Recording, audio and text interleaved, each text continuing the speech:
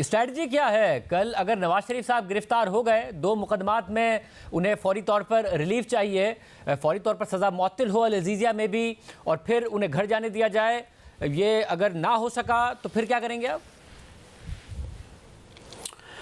देखें, ये सज़ाएँ जो हैं ये पहले भी मुअत्तल हो चुकी हैं और ये बड़े मुतनाज़िया केसेस थे।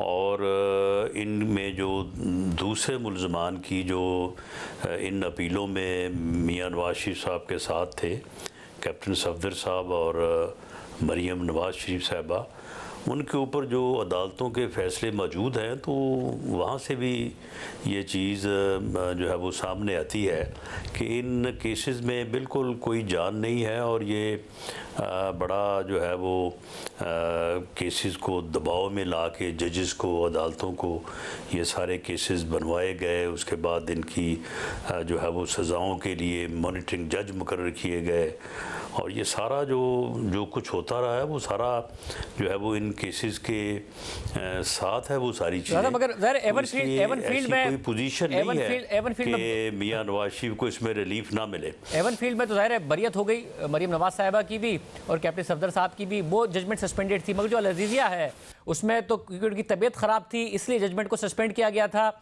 अब अगर वो कल पेश होते हैं और आपको वो सस्पेंशन नहीं मिलती है बल्कि वापस उन्हें जेल जाना पड़ता है और सस्पेंशन में टाइम लगता है, तो इसकी तैयारी की हुई है या 100% कॉन्फिडेंट ऐसा नहीं होगा? नहीं, हमें 100% नहीं 200% इस बात के ऊपर यकीन है कि अदालत जो है वो इंसाफ करेगी और वो अपीलें जो है उनकी समाअत होनी चाहिए। उन अपीलों में बड़ी जान है, बड़ी मजबूत हैं वो कानूनी लिहाज से भी। और इन केसेस के मतलब किसको नहीं मालूम कि किस तरह से उस वक्त की जुडिशल इस्टेब्लिशमेंट जो है बाबा रहमत और बाबा ज़ैमत ने और उसके साथ जो मखसूस लोग थे उन्होंने किस तरह से मैनेज करके जो है वो अकामा से अपना जो है पनामा से अकामा और फिर उसके बाद तनख्वाह ली नहीं है, ले सकते हैं, वो कौन सी कोई ब्लैक डिक्शनरी थी जिससे मानी तलाश किए गए।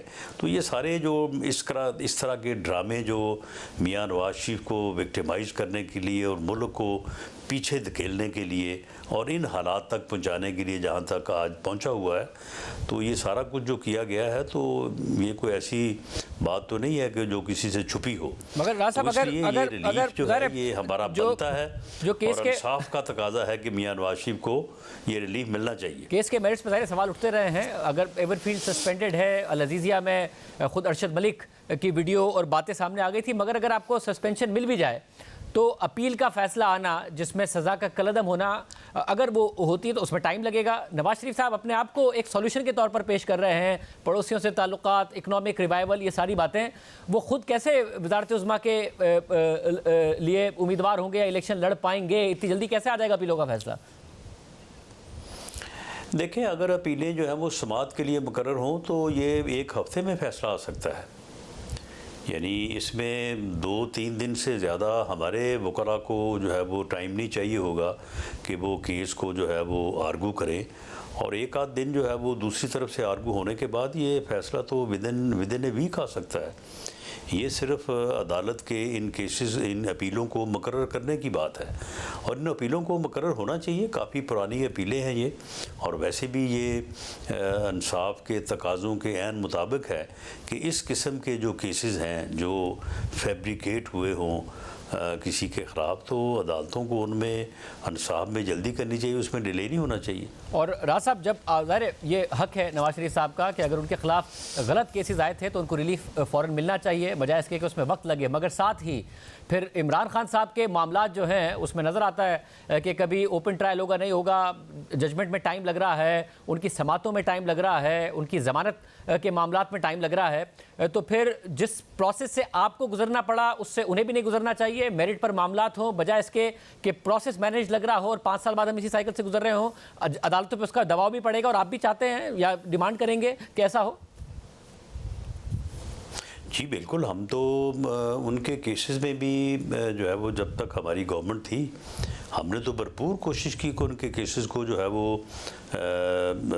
वो उनको स्पीडी ट्रायल जो है वो दिया जाए, लेकिन वो तो खुद ही अदालतों में पेश नहीं होते थे।